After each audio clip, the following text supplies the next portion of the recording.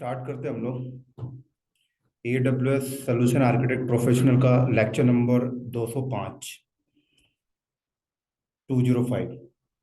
और जैसे कि आप सबको पता है कि लास्ट वाला वीडियो हम लोगों ने RDS को क्रिएट किया था, और इस लेक्चर में हम लोग RDS प्रॉक्सी के बारे में डिस्कस करेंगे।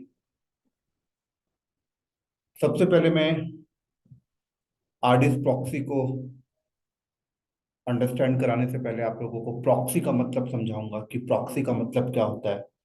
फिर मैं आप लोगों को बताऊंगा कि RDS प्रॉक्सी का क्या बेनिफिट है, और फिर हम लोग इसके यूज केस को समझेंगे, देन उसके बाद इसका प्रैक्टिकल करेंगे। तो बहुत से लोगों को ऐसा लग रहा होगा कि RDS प्रॉक्सी का क्या ही यूज केस होगा। तो ऐसे समझ लो, अगर आपकी कंपनी RDS यूज कर रही है तो डेफिनेटली कि RDS प्रॉक्सी जरूर यूज करेगी। तो स्टार्ट करते हैं फिर हम लोग इसको डायग्राम के फॉर्मेट में।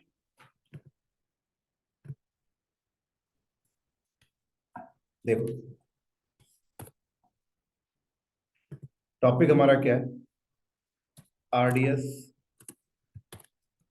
प्रॉक्सी। सबसे पहले प्रॉक्सी समझो, प्रॉक्सी क्या होता है।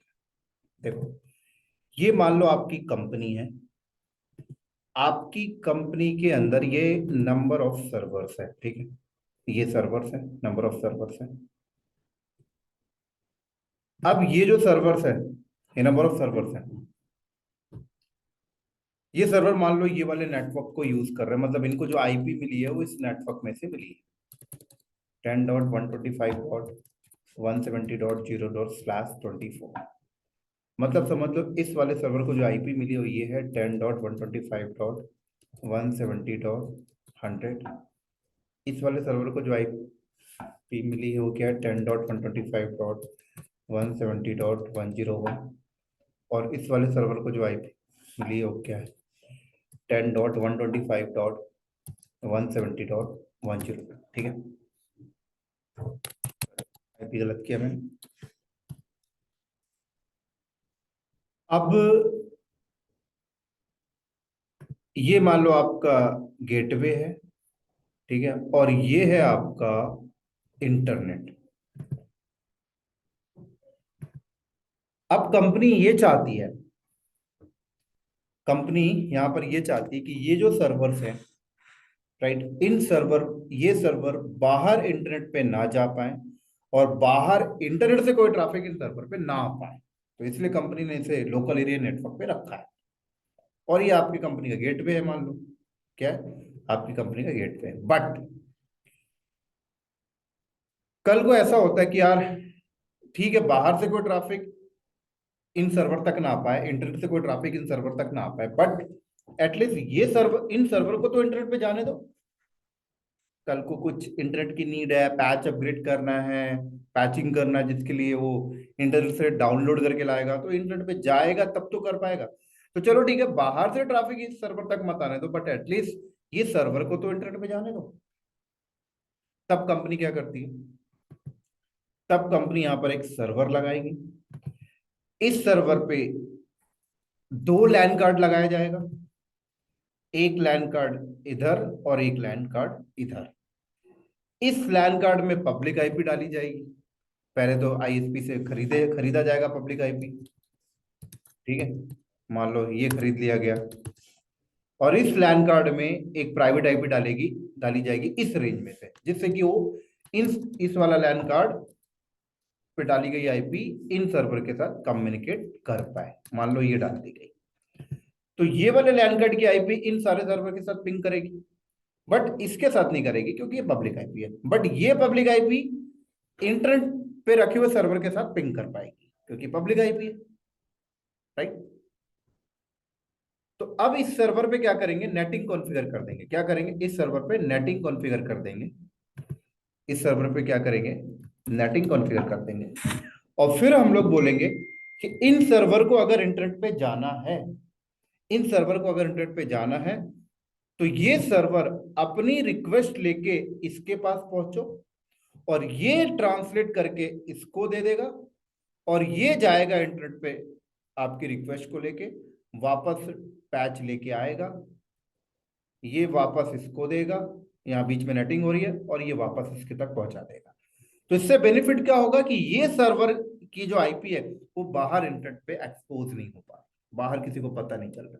इसको कुछ भी चाहिए इसके पास आता है, ये इसको देता है, ये बाहर जाता है वापस लेके आता है, ये वापस इसको देता है और इसके तक पहुंचा देता है। तो इस सर्वर को हम लोग कहते हैं प्रॉक्सी। आपने डब्ल्यूएस में भी देखा, मैंने आपको वीपीसी जब पढ़ाया था तो वहां पे नेट गेटवे क्या था, kind of proxy. Net gateway क्या है, काइंड ऑफ प्रॉक्सी। ठीक है, तो वही है कि जब आप लोग आरडीएस पढ़ रहे हो तो आपका जो आरडीएस डेटाबेस बना है वो आरडीएस डेटाबेस भी तो हम लोग प्राइवेट रखेंगे, पब्लिक तो रखेंगे नहीं। आरडीएस डेटाबेस क्या करेंगे हम लोग, प्राइवेट रखेंगे, पब्लिक तो हम रखेंगे नहीं।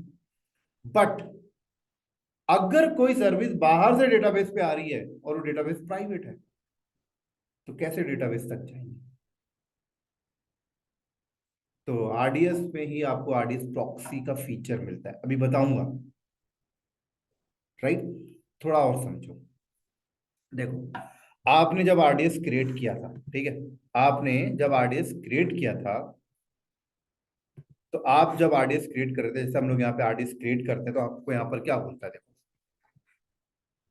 आरडीएस जब आप क्रिएट करते हो तो कहता है बताओ कौन सी बीपीसी में बनानी है, बताओ कौन से सबनेट में बनाने हैं। अभी तो हम लोगों ने बीपीसी पहले से लर्न कर रखा है, तो आरडीएस बनाने के लिए हमने कोई बीपीसी बनाया नहीं।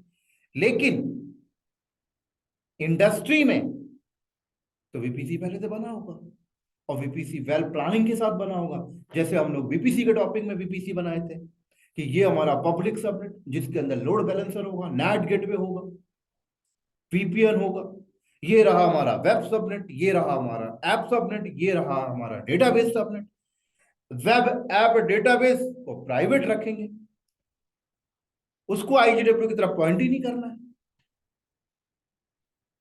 और डेटाबेस सबनेट के अंदर डेटाबेस क्रिएट करेंगे। अभी तो मैंने देखो आरडीएस आपको क्रिएट करना सिखाया, तो मैं तो किसी भी सबनेट में बना दूं कोई दिक्कत नहीं। लेकिन कंपनी के अंदर क्या होगा, कंपनी के अंदर आपका आरडीएस प्राइवेट सबनेट में जाएगा, और डेटाबेस आरडीएस भी आपका बाहर से एक्सेस नहीं होगा। अभी तो मैंने देखो कल आरडीएस बनाया तो मैं अपने लैपटॉप में ही माई सीक्वल क्लाइंट डाला, और मेरा लैपटॉप जो है इंटरनेट पे, और मैंने आरडीएस को कनेक्ट कर लिया यूजर ने पासवर्ड डाल के।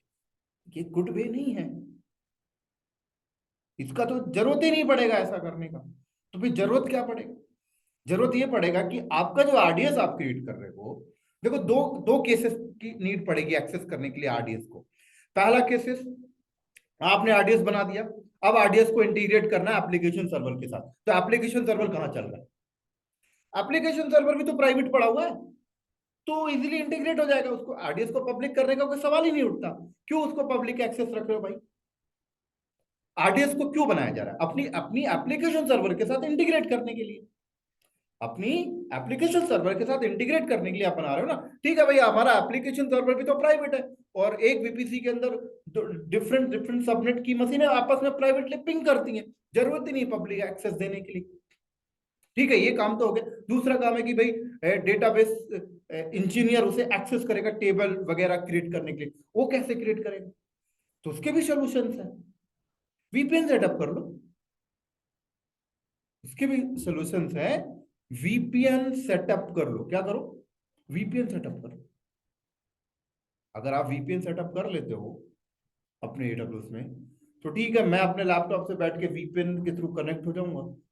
तो मैं आपके, और वीपीएन थ्रू कनेक्ट होकर आपने कोई जंप सर्वर बनाया हो तो मैं जंप सर्वर पे चला जाऊंगा, वहां से मैं आरडीएस पे चले जाऊंगा, टेबल वगैरह क्रिएट कर लूंगा। एक तो ये है, जरूरत ही नहीं पड़ता। फिर जरूरत कब पड़ेगा, किस केस में पड़ेगा, समझाता हूँ और डिटेल। देखो, आप आरडीएस बनाने से पहले क्या करोगे, पीपीसी तैयार करते हो, क्या करोगे, पीपीसी पहले से बना होगा, और वीपीसी की वेल प्लानिंग के साथ आपने वीपीसी बनाई होगी।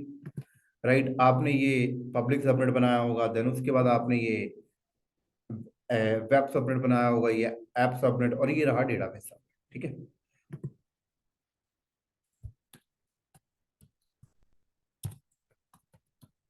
Public subnet, web subnet, app subnet, और ये रहा हमारा डेटाबेस सबनेट, डीबी सब। ठीक है, पब्लिक सबनेट में हमारा अपना लोड बैलेंसर, वीपीएन, सीपीएन रखा होगा। हमारा जो आरडीएस है वो यहाँ बना हुआ है, मान लो ये हमारा आरडीएस बना हुआ है, ये हमारा आरडीएस बना हुआ है, और प्राइवेट आईपी है, कोई पब्लिक एक्सेस इसको हमने दिया ही नहीं है, मान। ठीक है, और ये रहा हमारा इंटरनेट, ये रहा हमारा इंटरनेट। अब मान लो ये रहा संजय दहिया का लैपटॉप, ये रहा संजय दहिया का लैपटॉप। कल की वीडियो में आप लोगों ने देखा था, हम लोगों ने आरडीएस क्रिएट किया, हम लोगों ने आरडीएस को पब्लिकली एक्सेस कर दिया। तो संजय दहिया ने क्या किया, अपने लैपटॉप पे गया, गूगल पे गया और माई सीक्वल क्लाइंट इंस्टॉल कर लिया। ये माई सीक्वल, ये देखो माई सीक्वल क्लाइंट इस तरीके से इंस्टॉल कर लिया, राइट। और माई सीक्वल क्लाइंट में बैठकर इस आरडीएस का जो एड्रेस था वो यहाँ डाला, आरडीएस का यूजर ने पासवर्ड डाला और मैं अपने लैपटॉप से कनेक्ट हो गया, मैं डायरेक्ट आरडीएस के साथ कनेक्ट हो गया। सही तरीका नहीं है। आरडीएस को प्राइवेट रखो, आरडीएस ठीक है प्राइवेट हो गया तो फिर संजय दहिया कनेक्ट नहीं कर सकता। फिर आरडीएस अगर प्राइवेट है और संजय दहिया को कनेक्ट करना है तो क्या करना होगा। बहुत सारे फंडे हैं, ऐसा नहीं है कि आरडीएस प्रॉक्सी से ही सारे काम होने, और बहुत सारे फंडे बता देता हूं। पहला फंडा ये है, ठीक है आपने इसको प्राइवेट रखा, अच्छी बात है, आप एक काम कर लो, यहाँ पर एक सर्वर बना लो, इस पे पब्लिक आईपी दे दो, एक पब्लिक आईपी एक प्राइवेट आईपी। संजय दहिया को बोलो कि ऐसे सर्च करके यहाँ आए और यहाँ से चला जाए, लाइक जंप सर्वर। एक तो ये तरीके से जा सकता है, बट ये भी सिक्योर नहीं, आप यहाँ तक आ रहे तो यहाँ तक घुसी अंदर तो चला ही जाए, परफेक्ट तरीका नहीं है। बेस्ट, या तो फिर आप क्या करो, यहाँ पे वीपीएन लगा लो, क्लाइंट वीपीएन। क्लाइंट वीपीएन लगा लेते तो संजय दहिया क्या करेगा, क्लाइंट वीपीएन के थ्रू कनेक्ट होगा और यहाँ पर एक जंप सर्वर होगा, वहां आएगा और वहां से चला जाएगा। ये भी एक तरीका है, बट बेस्ट तरीका, आरडीएस सर्विस अपना नेटिव फीचर्स क्या दे रहा है कि डेटाबेस प्राइवेट भी रहे और बाहर से लोग आ जाए, और आए वही जिसको आप अलाउ कर रहे हो।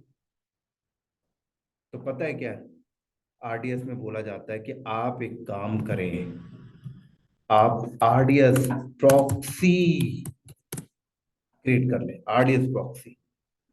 तो कुछ नहीं, जो आरडीएस है उसी का एक प्रॉक्सी क्रिएट हो जाता है।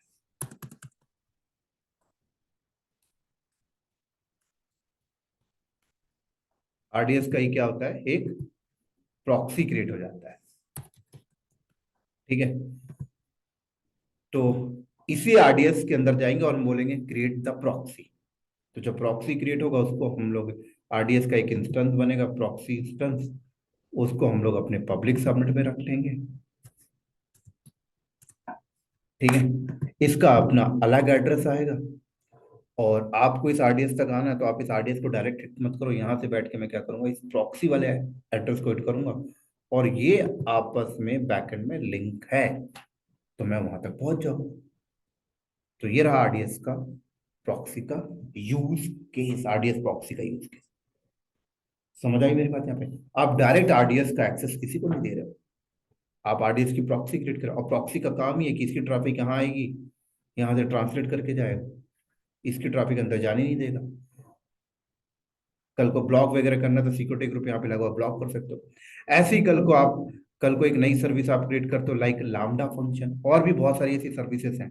आपने एडब्ल्यूएस में देखा था कि जैसे डिफरेंट डिफरेंट सर्विसेज आपस में कम्युनिकेट, मतलब लाइक बहुत सी ऐसी सर्विसेज है जो बाय डिफॉल्ट पब्लिकली एक्सेस होती है, जैसे S3 हो गई बाय डिफॉल्ट पब्लिकली एक्सेस, ऐसे लामडा है बाय डिफॉल्ट पब्लिकली एक्सेस। मान लो आपने एक लामडा सर्विस क्रिएट की और आप चाहते हो कि आपकी लामडा सर्विस आरडीएस से कनेक्ट हो, तो और ये आरडीएस प्राइवेट है तो कनेक्ट हो नहीं सकता, तो आरडीएस प्रॉक्सी रखे हो तो प्रॉक्सी के थ्रू कनेक्ट हो सकता है। समझ आ गया आरडीएस प्रॉक्सी का यूज केस। तो डेफिनेटली कंपनी में यूज होता है, इसका प्रैक्टिकल हम लोग नेक्स्ट वीडियो में करेंगे। तो नेक्स्ट वीडियो हमारा होगा lecture number 206, AWS solution architect professional का लेक्चर नंबर 206। तो मिलते हैं नेक्स्ट वीडियो में, ठीक है, तब तक के लिए बाय बाय।